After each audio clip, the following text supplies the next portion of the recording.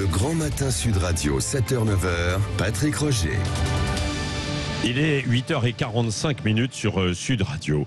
Je vous le disais, dans son dernier bilan, l'INSEE note une baisse historique de la natalité en France. Et couplée à un vieillissement de la population, cette situation fragilise le système de financement par répartition.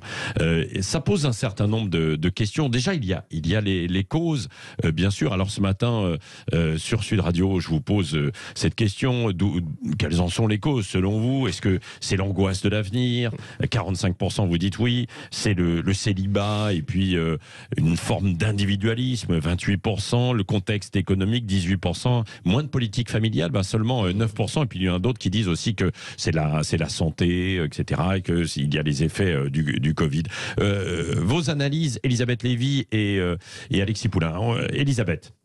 Alors sur les causes, je pense que toutes les causes que vous avez citées coexistent. Simplement, je voudrais en ajouter une qui est idéologique, c'est que pendant des années, moi je me rappelle quand on en faisait à Causeur ou même avant, on nous expliquait à gauche que la politique être nataliste, c'était pétainiste, que c'était très mal de vouloir que les gens fassent des enfants et de vouloir le favoriser. Et moi, il me semble quand même que dans les nouvelles causes, alors je ne sais pas quelle est la part des contraintes économiques, mais il est sûr, moi j'ai autour de moi beaucoup de couples, de jeunes couples, disons, qui se privent du troisième, notamment pour des raisons de logement. Parce que c'est extrêmement difficile de se loger dans les grandes villes. Et je pense quand même que les mentalités aussi, ils sont pour quelque chose. Que vous avez cité l'individualisme. Je dirais une espèce de refus de la responsabilité, en quelque sorte. Mais voilà, j'attends d'écouter ce que dit Alexis. Alexis Poulain. Je suis assez d'accord. Hein. Le problème du logement, il est clé pour faire des enfants. Il faut pouvoir les loger. Or, on voit le prix des logements est extrêmement lourd. Et puis, il y a, au-delà de l'individualisme, vous savez, cette culture de l'adolescent, l'adulte adolescent permanent, donc le fait de devenir parent qui peut faire peur à certains dans un monde d'incertitude où finalement on se dit c'est déjà assez difficile de mener sa barque personnellement, donc une fois qu'on a cette responsabilité-là qui arrive, comment on va assurer à son ou ses enfants un avenir meilleur? Et ça peut en bloquer beaucoup en disant que tel qu'aujourd'hui, les nouvelles anxiogènes sur le réchauffement climatique, la guerre, enfin ce que vous voulez. Il y en a toujours eu en même temps. Mais il y en a toujours eu, mais il y a une sorte de rabâchage. Et puis, je pense que c'est un problème d'économie riche, parce que, mine de rien, on fait moins d'enfants, parce qu'on a un système de retraite par répartition. Vous avez des pays où les enfants, c'est l'assurance de pouvoir être pris en charge par ses enfants à un âge avancé. Donc on ne se pose pas la question. Nous, avec l'État social, ça permet de sortir de ce cadre de la famille. L'explosion de la cellule familiale aussi, vous n'en avez pas parlé, Elisabeth, mais c'est aussi un des... Alors ça, c'est vrai. Qui fait qu'on n'a pas besoin d'enfants comme on a eu par le passé pour assurer ses vieux jours. Donc, la diminution, il y a Marc qui dit... une autre cause. Il y a Marc qui dit, puisque vous dites, vous en parlez, il dit la diminution peut-être aussi de couples hétéros. Est-ce que ça y participe pas? Alors ça doit être à la marge, mais... Je pense que c'est toujours pareil, sauf que maintenant... Mais c'est vrai, il y a Gilbert aussi sur Twitter qui dit, quand un couple travaille, pas facile d'entretenir un enfant, parce que l'amener à la crèche, récupérer le bébé, la nounou, et j'en passe, évidemment. Et l'âge de procréation des femmes qui recule. Et l'âge aussi qui recule. Carrière, parce que travail également. Et moi, je voudrais ajouter une cause. Il me semble aussi que, parce que là aussi, des causes qui relèvent de l'individu, si vous voulez, de la cellule familiale, de l'individu. Il me semble aussi que l'espèce de flou qu'on a sur notre communauté politique, sur notre destin collectif, sur notre avenir comme collectivité nationale, joue. C'est-à-dire, dans l'incertitude, il y a aussi, dans le fond, on ne sait pas exactement dans quelle grammaire va s'écrire la vie collective. D'où l'angoisse de l'avenir. Il faut noter quand même que dans ces statistiques, la France, même si on dit qu'on a fait le pire chiffre de natalité depuis 1946, on reste un des pays avec le plus fort taux de natalité en Europe. C'est vrai. Donc c'est vous dire quand même que le problème, il est beaucoup plus large. Il est même mondial. Dans certains pays, la Chine, pour la première fois, il y a une baisse aussi. Donc c'est un problème. À l'Est, c'est terrible. En Europe de l'Est, c'est un suicide. Alors beaucoup d'auditeurs veulent réagir. Il y a énormément d'appels avec Manu au 0826 300 300. Je vais donner la parole à quelques-uns d'entre vous. Luc, par exemple, tout d'abord, qui est au Perreux-sur-Marne, dans le Val-de-Marne. 64 ans. Luc, bonjour. Bonjour. L'âge de départ à la retraite. Bonjour Monsieur Poulain. Bonjour. L'âge de départ à la retraite, selon certains, selon les vœux de certains. Mon cher Luc, vous travaillez ou pas encore? Oui, bien sûr, je travaille. J'ai ma propre entreprise dans l'immobilier. Ouais. Et je travaille. Ma compagne, qui est un tout petit peu plus âgée que moi, travaille aussi.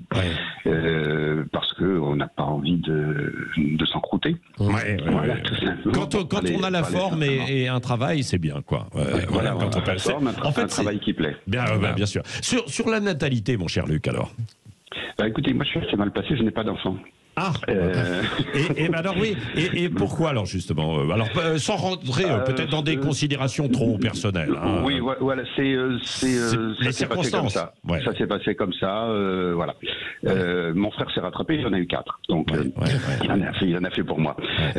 Moi, je pense, si vous voulez, qu'aujourd'hui, je me poserai la question, j'aurai 20 ans, 23 ans, je me poserai la question quand je vois, je dirais comme il est difficile d'élever, je vois beaucoup d'amis qui ont des enfants, qui ont eux-mêmes des enfants, comme il est difficile d'élever des enfants dans ce monde, alors que je dirais pour nos parents c'était quand même plus facile. Il y avait des comment dirais-je, des règles que nous respections facilement. Il y avait tout un tas de choses. C'était pas si difficile que ça d'élever des enfants, à mon sens. Hein.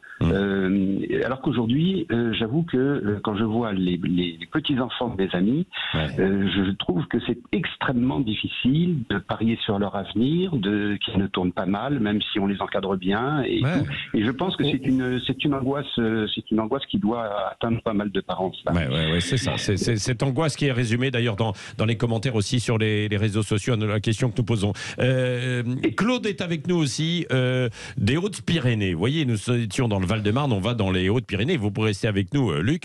Claude, bonjour. Oui, bonjour. Donc moi, il y a 2 éléments que je voudrais rebondir. Vous en avez plus ou moins parlé. Le premier, c'est qu'au niveau des gardes d'enfants, c'est pas adapté du tout par rapport au travail des personnes à différents postes. Il n'y a pas assez de place. Ça coûte une fortune, notamment dès qu'on commence à gagner légèrement au-dessus du SMIC. On se fait laminer. Ça, c'est de la folie pure. Ça, c'est une folie pure. Ça, c'est totalement délirant. Et le deuxième, donc un témoignage comme ça d'un ami, sa femme donc travaille dans une entreprise. Elle est en CDD, elle a fait un enfant. Elle fait 4 ans qu'elle était dedans. Elle est revenue, elle est repartie à zéro. C'est totalement scandaleux. C'est pas normal qu'une femme perde tous ses avantages qu'elle a eus, alors que juste parce qu'elle a fait un enfant, elle doit revenir avec exactement la même chose qu'elle avait. Et ça, et les gardes des enfants, on travaille, on doit pouvoir faire garder des enfants. Quand on commence à 4 heures du matin, on fait comment? Voilà, c'est même 5 heures ou 6 heures. C'est totalement délirant. Il n'y a pas de structure, il n'y a rien. Moi, on en a 4. La plus jeune, elle a 13 mois. Le plus vieux, il a 12 ans. On n'a pas de soutien familial aux alentours. C'était la misère. On a dû choisir nos postes par rapport à ça. C'est totalement délirant. Oui, parce que le soir, il faut être là pour les accueillir, bien sûr. Le soir, le matin. Le matin. Bien sûr. Non, mais c'est vrai. C'est quasiment un sacerdoce. Oui, c'est très compliqué. Il n'y a pas, les structures n'existent pas. Il y a très peu de choses, ça coûte une fortune. Donc effectivement, on travaille, on réfléchit. Non, merci de votre témoignage, Claude. Merci. Oui, Elisabeth. Non, je disais par exemple en Allemagne, il est encore, enfin peut-être un peu moins maintenant, mais il y a 10 ans, c'était encore assez mal vu que des femmes qui avaient des enfants en bas âge travaillent. Et en Suisse, par exemple aussi. Et il y a beaucoup moins de structures qu'en France. La France, je comprends très bien ce que dit l'auditeur. Et je trouve que le premier point est quand même très intéressant parce que j'ai quand même le sentiment que ça doit être résiduel aujourd'hui, le fait qu'on soit pénalisé quand on a des enfants. La loi française est très protectrice, mais évidemment, il a raison, notre auditeur. Non, la loi est protectrice. Oui. Après, la loi, est-ce qu'elle est respectée? Voilà, c'est autre chose. Alexis, d'un mot. Mais c'est toutes ces barrières, la difficulté de la vie quotidienne qui fait qu'on se rend compte que l'avenir peut être plus difficile, mais surtout que le quotidien, aujourd'hui, c'est difficile d'élever des enfants. Ce qui a été dit sur à la fois les cadres, la difficulté à l'école aussi. On se dit, est-ce que ça va être une éducation de qualité, les gardes d'enfants? Donc il y a beaucoup de facteurs. Les écrans. Et je vous propose un autre facteur pour terminer. C'est l'humoriste Élodie Pou, justement, qui a son explication. Pourquoi elle ne veut pas avoir d'enfants? J'en ai pas, moi, des enfants. J'aime les petits plaisirs simples de la vie, comme être seul aux toilettes, dormir le dimanche matin, dormir. Tout court, ah oui, quand tu vois la tronche des jeunes parents, tu te rends bien compte que la notion de sommeil n'est plus qu'un lointain souvenir, et ça me fait peur. J'ai peur de plein de choses, si un jour j'ai des enfants, j'ai peur de m'entendre dire des phrases de parents. Genre, vas-y pleure, tu pisseras moins. Puis une fois que t'en as dit une, tu peux toutes les dire. C'est pas la petite bête qui mange la grosse, c'est pour faire parler les bavards. Si on te demande, tu diras que t'en sais rien. Dis donc, c'est ça qu'on t'apprend à l'école, tu retiens mieux les bêtises que les tables de multiplication. Je suis pas ta bonne, je suis pas ta copine, je suis pas Rothschild, et puis c'est pas Versailles ici. Voilà, Élodie Pou pour terminer un peu avec de l'humeur et de l'humour, bien sûr. Merci Elisabeth Lévy, merci à vous Alexis Poulain, aux auditeurs. Vous allez pouvoir prendre la parole de nouveau, évidemment, sur Sud Radio, dans les émissions qui sont destinées à ça. Dans un instant, ce sont les débats de Valérie Expert. Ensuite, Jean-Jacques Bourdin tout à l'heure, avec ce sujet, est-ce qu'il faut abolir la possibilité d'être milliardaire? Entre 11h et midi. Débat avec des gens qui sont pour, des gens qui sont contre, bien sûr. Mais qui peut sortir un voilà, c'est ça. Et puis, Fabien Roussel sera l'invité aussi, justement, de Jean-Jacques tout à l'heure, à la veille de ce jeudi noir, de midi à midi et demi. Bravo. Et André Berkoff tout à l'heure aussi, avec Pierre Chaillot. Et son livre, un livre particulièrement intéressant, Covid-19, ce que révèlent les chiffres officiels. Voilà, bonne journée à vous. Prenez soin de vous. Il est quasiment 9h dans 3 minutes.